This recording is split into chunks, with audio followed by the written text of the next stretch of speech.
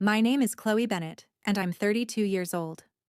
The moment I entered the Christmas party, my brother crossed the room, slapped me, and shouted, "How dare you show your face here? You weren't invited."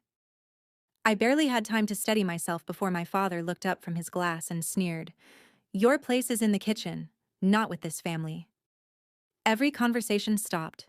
Dozens of guests watched me as though I were the scandal instead of the woman being humiliated.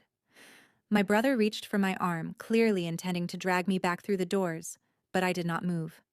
I had not driven 3 hours to beg for a seat at their table. I had come because of the sealed envelope hidden inside my coat, and because by midnight, everything they had built on lies could collapse. Then a chair scraped behind me. A tall man near the fireplace rose so quickly that several guests stepped aside. "Back away from her!" he thundered. "Do you realize whose face you just struck?" My family turned pale. They had recognized the governor, but they had no idea why he knew me, why he looked furious, or why two state investigators were standing silently near the ballroom entrance. My brother's grip loosened. My father's glass trembled. I touched my burning cheek, looked directly at both of them, and realized they still believed I had come alone. They were wrong. Before I tell you what the governor said next, and what happened after I finally walked out, tell me, what time is it for you right now? Where are you watching from? And what is the weather like there? I'm curious to see how far this story will travel. For 3 seconds, no one moved.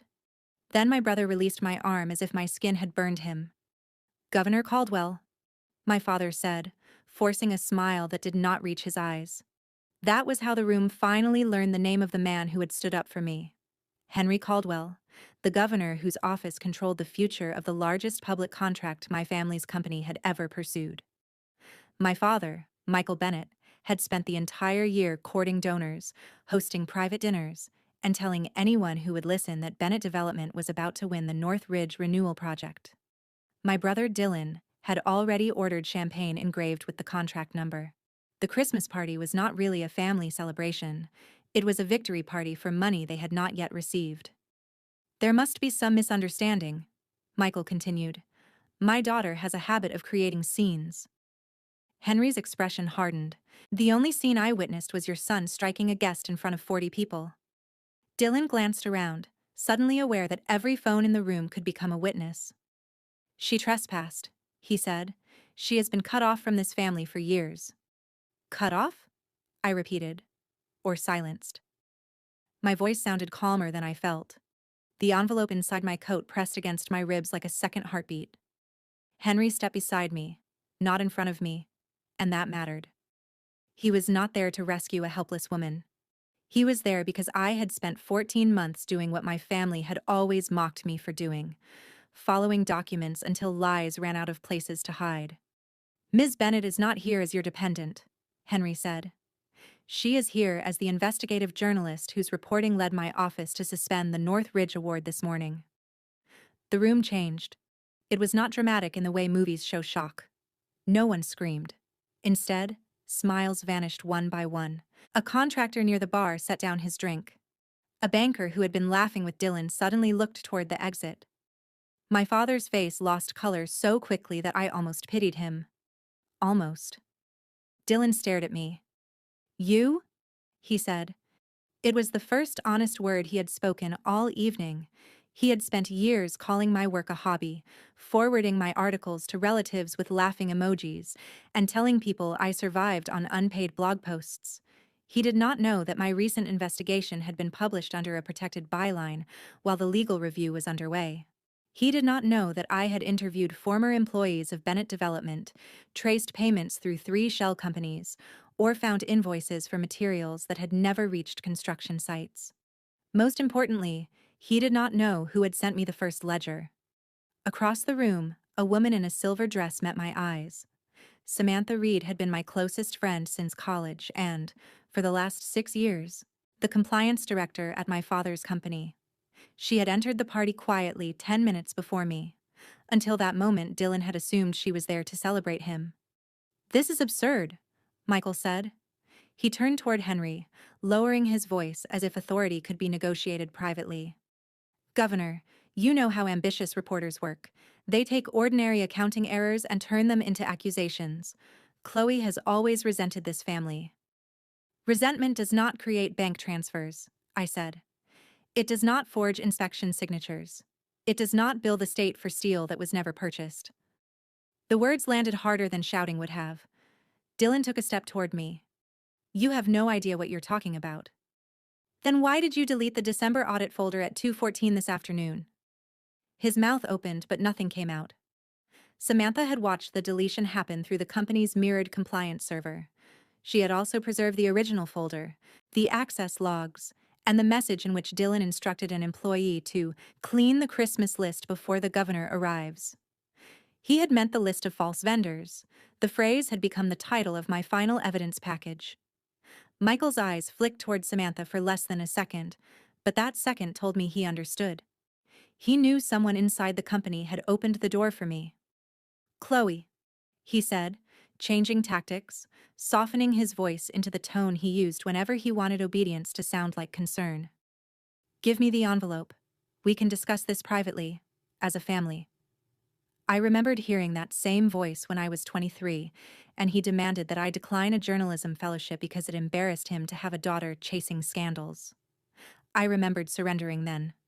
I did not surrender now.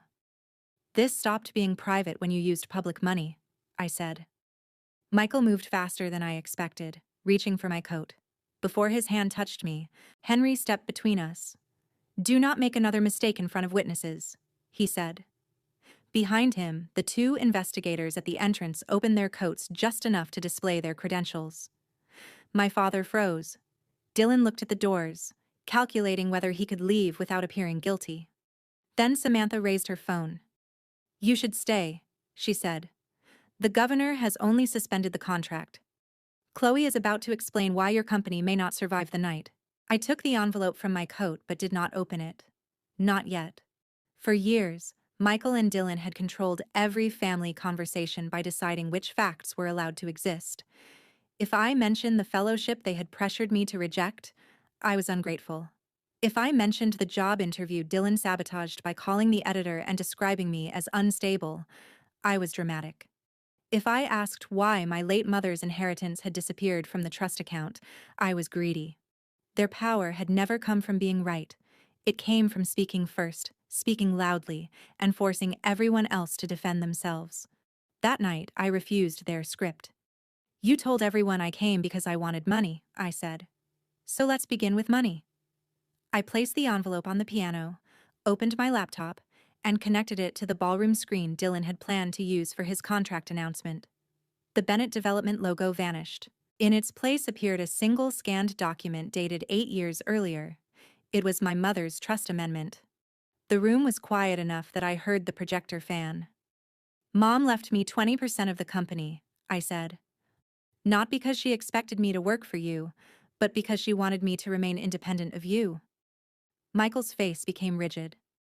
Dylan laughed too quickly. That document was replaced. That is what you told me. I clicked once. A second document appeared beside the first, the waiver supposedly signed by me 6 months after my mother died, transferring my shares to Dylan in exchange for a payment I never received. My signature looked convincing from a distance. Up close, the letters leaned in the exact way they had on an old college application stored in Michael's office. A forensic examiner compared them. I said. The signature was copied. The notary listed on the waiver had been dead for 9 weeks when she supposedly witnessed it. A murmur moved through the guests. Dylan stopped smiling. My father's eyes did not leave the screen. This has nothing to do with the state contract, he said. It establishes a pattern, Henry replied. His voice was quieter now, which made the warning sharper. False documents. Concealed ownership. Financial benefit. Michael looked at him with open disbelief. You are taking her side based on family paperwork? No, Henry said. The state is responding to evidence submitted through lawful channels. I am standing beside her because you are trying to intimidate the person who preserved that evidence. I clicked again. The screen changed to 3 columns labeled past, present, and payment. It was the structure I had used to keep myself sane during the investigation. Under past were the moments my family had dismissed as personal failures, the fellowship I lost, the newspaper job that disappeared after a mysterious phone call, the apartment deposit Michael promised, and then withdrew when I refused to return home. Under present were company records, altered inspections, duplicate invoices, false vendors, and private emails. Under payment were the names of shell companies receiving public funds. Two were controlled by Dylan's college roommate. One was registered to Michael's private accountant. The last had been created using my name. That was the part I had not told Henry when we first met. My family had not merely mocked my career, they had used my identity as a shield. Bennett Media Consulting, I said, reading the shell company's name aloud. It received $940,000 over 18 months. The tax identification number traces back to an application filed with a scan of my passport. Dylan's confidence cracked. You gave us copies of your documents years ago. For the trust, I said, not for fraud. Watch your language, Michael snapped. The old command struck the room, automatic and familiar. For a moment, my body remembered being 23, seated at his dining table while he tore my fellowship letter in half and told me that respectable daughters did not investigate powerful men. I had spent years wondering whether I had imagined the cruelty in that sentence. Then I had found the email he sent Dylan the same night. Keep her close, or keep her broke. The memory no longer made me small. It made the next click easy. His email filled the screen. No one needed me to interpret it. Michael stared at the words as though they had betrayed him by surviving. Dylan turned on him. You said those servers were wiped. There it was, the first fracture between them. My father's head snapped toward him, and every guest understood that Dylan had just confirmed knowledge of the destruction. I meant old family files, he said, but the correction arrived too late. Samantha stepped forward. The servers were never wiped, she said. The company kept mirrored backups to satisfy lender requirements. I preserved them after I discovered that compliance reports were being altered. Dylan's gaze shifted to her with naked fury. You did this? Samantha did not retreat. I stopped it. He called her disloyal. Michael called her confused. Both men spoke over each other, trying to rebuild control from noise. I watched them and understood something that had taken me years to learn. People who demand loyalty often mean silence, and people who call truth betrayal are usually protecting the benefit they gained from the lie. I raised one hand, and Henry asked the room to remain quiet. Samantha did not contact me first, I said. She contacted an attorney. The attorney contacted the inspector general. I became involved because the shell company carried my name, and because I could document how the scheme began. Michael's expression changed from anger to calculation. Then this can still be contained, he said. We correct the filings, return disputed funds, and settle the trust issue. Chloe gets her shares. Everyone walks away. It was an extraordinary offer only if one ignored what it revealed. He had denied everything until denial became expensive. I looked at the man who had taught me to confuse fear with respect and asked the first question that truly mattered. Would you be offering me justice if the governor were not standing here? Michael did not answer. His silence was the answer. I lifted the envelope from the piano. This is not a settlement proposal, I said. It is the publication notice your attorneys received this afternoon. My investigation goes live at midnight. Midnight was 47 minutes away. Dylan looked at the clock above the fireplace, then at my laptop, and I saw the moment he stopped thinking like a brother and started thinking like an executive trapped inside a collapsing deal. Turn it off, he ordered the technician near the screen. The technician reached for the cable, but one of the investigators shook his head. Do not interfere with potential evidence. Dylan's hand curled into a fist. He had struck me when he believed the room belonged to him. Now that the room had witnesses, he needed a different weapon. You all know what this is, he announced to the guests. Chloe has hated us since she failed to make it on her own. She attached herself to the governor, fed him a dramatic story, and now she expects applause. Several people glanced at Henry. It was a calculated accusation. If Dylan could make my evidence look like personal access, he could turn corruption into gossip. Henry did not defend his reputation first. He defended the process.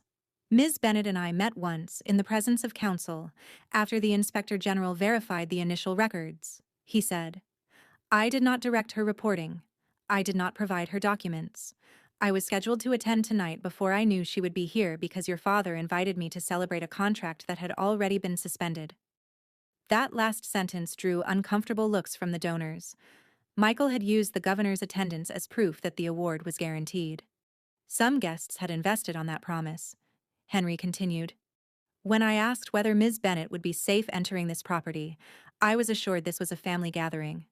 Your behavior has answered that question. Dylan's face tightened. So that speech? Whose face you struck? What was that supposed to mean? Is she some protected celebrity now? Henry looked at him without blinking. It means you struck the journalist who uncovered an attempt to divert millions from schools, roads, and emergency housing. It means you attacked a cooperating witness in front of state investigators, and it means the person you dismissed as a failure performed the due diligence your own board refused to perform. No one applauded. This was not that kind of triumph. The truth did something more satisfying. It rearranged the room. People who had crowded around Dylan earlier stepped away. The banker near the bar opened his phone and began typing. Two subcontractors whispered urgently beside the windows. A board member named Robert Hayes removed the Bennett development pin from his lapel and placed it in his pocket. Michael noticed every movement. Nobody leaves, he said. His voice cracked on the final word. Henry turned toward him. You do not control the exits. Michael recovered quickly. He approached me with his palms open, the picture of a reasonable father. Chloe, listen to me. Whatever happened with the trust was wrong. I can admit that. But if this article is published, hundreds of employees could lose their jobs. Families will suffer. Is that what you want on Christmas? There was the burden he had prepared for me. His decisions, my guilt. For years he had turned consequences into proof of my cruelty. I looked at the guests who worked for his company and then at Samantha. She gave a small nod. We had anticipated this. The article does not demand that the company close, I said. It identifies the people who authorized the scheme and the board members who ignored warnings. The Inspector General has recommended an independent administrator so legitimate projects and payroll can continue. Robert Hayes stepped forward. The board was not informed of an administrator. The board was informed at 4 this afternoon, Samantha said. The notice went to the official account. Dylan redirected board mail to his private server at 4:12. Robert checked his phone. The shame on his face shifted into anger. You told us the system was down. Dylan pointed at Samantha. She is manipulating records. Then you should welcome an independent forensic review, I said. He had no answer that did not expose him. Michael tried again, this time dropping the caring tone. You publish that story and I will make sure every editor in this country knows you exploited confidential family information. I will sue you until you cannot afford a room to sleep in. The threat might once have worked. I had spent my first year as a reporter counting coins at grocery stores and pretending hunger was discipline. He had used money to make every act of independence feel temporary. But my article had already survived review by 3 attorneys, 2 forensic accountants, and an editor who knew exactly whom we were confronting. Your lawyers sent that threat 6 weeks ago, I said. They withdrew it after we provided the first evidence index. His eyes narrowed. He had not known. Dylan had concealed that failure from him, just as Michael had concealed the server backups from Dylan. Their alliance was beginning to consume itself. Then Samantha's phone chimed. She read the message, looked at Henry, and said, The emergency board meeting has reached quorum. Dylan laughed, but the sound was thin. At 11:15 on Christmas Eve? Your bylaws allow an emergency vote when officers expose the company to criminal liability, she replied. The ballroom screen split. My evidence remained on one side. On the other appeared 6 board members in a secure video conference. Robert joined them from the room. Michael stared at the faces as if they were trespassers inside his home. The board chair spoke first. Pending the forensic investigation, Michael Bennett is suspended as chief executive, and Dylan Bennett is suspended as chief operating officer, effective immediately. Dylan lunged toward the laptop. An investigator intercepted him, not violently, simply placing himself in the way. Do not touch it. The board chair continued. Company accounts requiring either man's authorization were frozen. Building access was revoked. Corporate counsel had been instructed to preserve all records and cooperate with authorities. Michael looked at me, and for the first time that night, he did not look angry. He looked afraid. What have you done? He whispered. I documented what you did, I answered. The board made its own decision. The front doors opened behind us. 4 additional investigators entered carrying sealed orders. The family party had become the scene my father had spent 14 months trying to prevent. The lead investigator introduced herself as Special Agent Marisol Vega and handed Michael 2 documents: a preservation order covering the resort, company offices, vehicles, and cloud accounts, and a warrant authorizing the seizure of devices connected to the false vendor network. My father read the first page, then looked toward Henry as though the governor could erase it with a gesture. You arranged this spectacle, he said. Henry's reply was immediate. A judge signed those orders after reviewing sworn evidence. I learned they had been approved 30 minutes ago. That distinction mattered. Henry had influence, but he was not the source of the case. My family could not dismiss the investigation as political theater without dismissing bank records, access logs, forged documents, and their own messages. Agent Vega asked everyone to place company phones on a table. Samantha complied first. Robert followed. Dylan kept one hand inside his jacket. I watched his eyes move toward the side corridor leading to the service stairs. Don't, I said. He looked at me with the same hatred he had worn when I entered, but now fear lived beneath it. You think you won? He asked. You destroyed our name. No, I said. I stopped you from hiding behind it. Agent Vega instructed him to remove his hand. He slowly produced a phone that was not listed on the company inventory. Samantha recognized it. That's the vendor phone, she said. Dylan turned on her. You should have been grateful. I protected your department every time Dad wanted to fire you. Michael's head snapped toward him. Be quiet. Why? Dylan shouted. You said the payments were temporary. You said Northridge would cover everything before the auditors noticed. The words struck the ballroom harder than any accusation I had made. Michael crossed the space between them and hissed, You signed the transfers.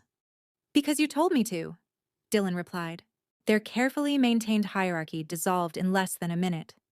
Each man began offering pieces of the other to save himself. Michael claimed Dylan had invented the vendors. Dylan claimed Michael controlled the accountant.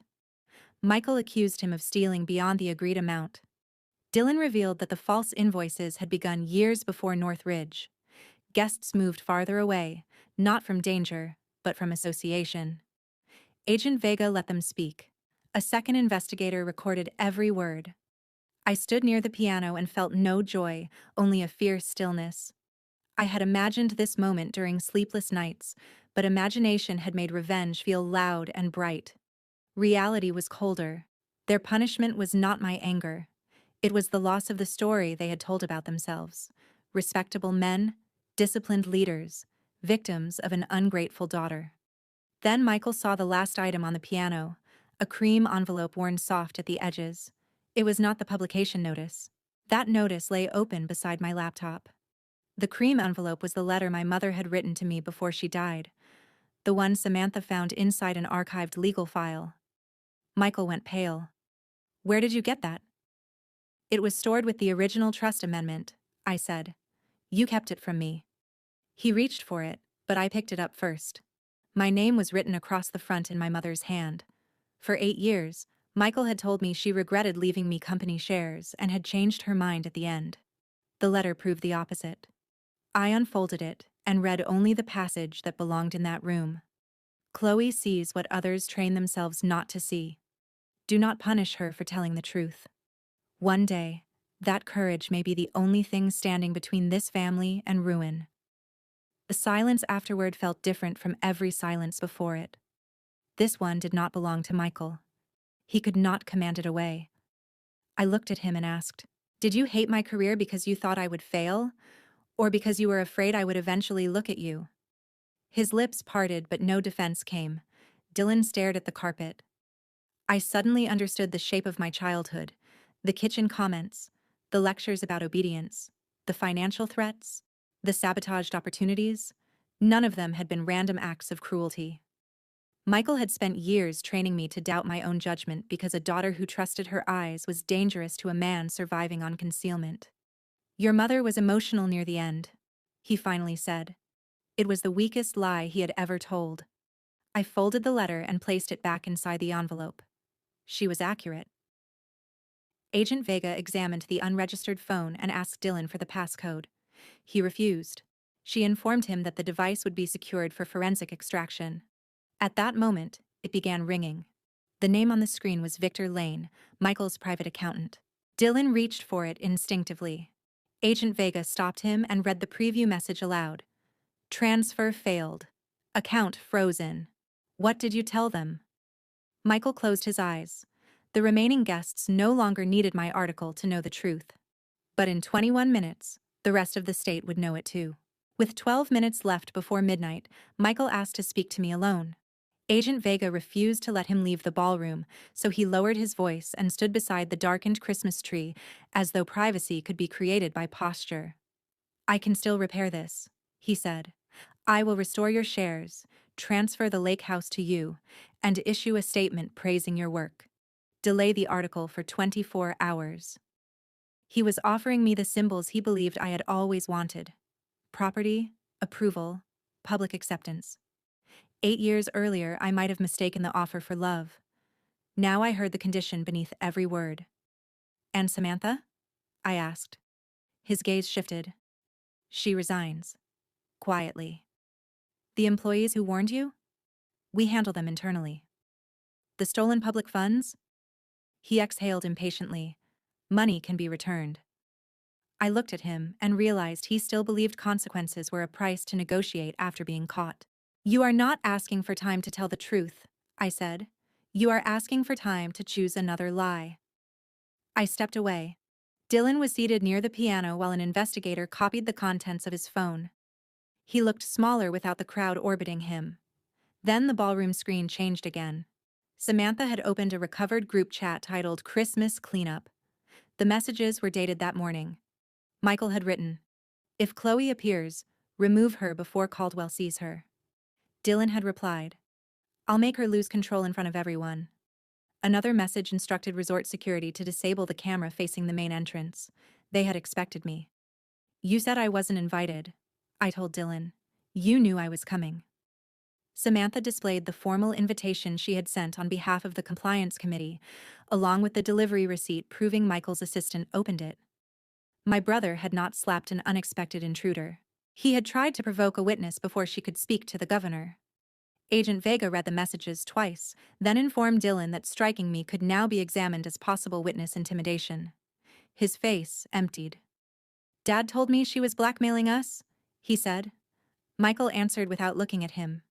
"You chose what you did." The betrayal in Dylan's expression almost made me laugh, but it was too familiar. My father had used him differently than he used me. He rewarded Dylan's obedience until Dylan confused privilege with love. Now that obedience had become evidence, Michael abandoned him. "He will sacrifice you before he accepts responsibility," I said. "He already has." Dylan looked at me, perhaps expecting sympathy, perhaps asking for rescue without lowering himself enough to say it. I gave him neither. Understanding why someone became cruel does not require volunteering to absorb the consequences of that cruelty.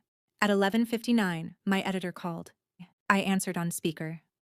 "Legal is clear," she said. "The evidence links are live. We publish on your signal." Michael whispered my name. For the first time in my life, it sounded like a plea. Henry stood near the fireplace, silent now because the choice belonged to me. Samantha held my mother's letter against her chest. The board members remained on screen. Around us, guests watched the clock change. I thought about every time I had apologized for noticing what others wanted hidden. Then I said, "Publish." At midnight, phones across the ballroom vibrated almost at once. The headline appeared on the screen, "The Christmas List: How a Family Contractor Built a Public Empire on Ghost Vendors, Forged Records, and a stolen identity. Beneath it was my name, not the protected byline, not an alias, but Chloe Bennett. Dylan read the first paragraph and covered his face. Michael kept staring at the headline as messages flooded his phone. A lender suspending credit, a donor canceling support, a partner demanding repayment, a news station requesting comment. The company's public contract portal changed from pending review to disqualified. Henry finally spoke. The Northridge Award is permanently withdrawn. Bennett Development will be barred from new state bids while the investigation proceeds. Michael's knees seemed to weaken, but no one moved to steady him. For years, the room had rushed to protect his dignity. That night, dignity was no longer the emergency. Truth was, I closed my laptop and put my mother's letter inside my coat. Michael called after me as I crossed the ballroom. You walk out now, and you are no longer my daughter. The threat had controlled me for years because I believed belonging was something he could grant or remove. I turned at the door. You stopped treating me like your daughter long before tonight. The difference is that I finally stopped calling your control love. Dylan stood, one cheek wet with tears he seemed ashamed to show. Chloe, wait. Tell them I didn't plan the whole thing. Then tell them the truth, I said. All of it. Not to save yourself from Dad. Not to win me back. Tell it because the people you stole from deserve it. I did not offer forgiveness. Forgiveness given under pressure is only another form of obedience. Samantha joined me, while Henry remained behind to answer questions about the suspended contract. As the doors closed, the last sound I heard was Agent Vega asking Michael to sit down and stop touching his phone. I had imagined leaving with a victorious speech, but I needed none. The article was speaking in every newsroom, boardroom, and government office that had once welcomed my father without question. Over the following weeks, the consequences became measurable. Federal and state prosecutors charged Michael with procurement fraud, conspiracy, identity theft, and obstruction. Dylan accepted a plea agreement, surrendered hidden accounts, and testified against him. He lost his executive license, his home, and the circle of friends who had mistaken access for affection. Michael refused every deal, insisting that the family name would protect him. It did not. He was convicted after a public trial and sentenced to 11 years. The court restored my stolen shares and ordered repayment of the trust distributions. Bennett Development avoided collapse only because the board removed both men, cooperated with investigators, and placed legitimate operations under independent management. Samantha became chief compliance officer. Hundreds of employees kept their jobs, while the shell companies were dissolved and recovered funds returned to public programs. I sold half my restored shares to an employee ownership trust and used part of the settlement to establish a legal fund for whistleblowers threatened by powerful employers. I kept one thing for myself, my mother's letter. A year later, on Christmas Eve, I read it again in my own apartment before submitting a new investigation. There was no grand family reunion. Dylan sent several apologies. I answered only after his actions began matching his words. Michael wrote from prison and still described himself as the victim.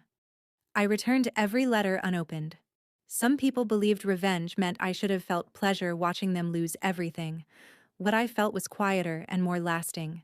They had built their power by deciding who was credible, who belonged, and whose pain could be ignored. I took that power away by creating a record they could not erase. So when people ask whether I regret walking into a party where I wasn't invited, my answer is simple. I was invited by the truth they had buried, and I stayed long enough to make sure it was heard. Family can survive disagreement, distance, and disappointment, but can it survive without accountability?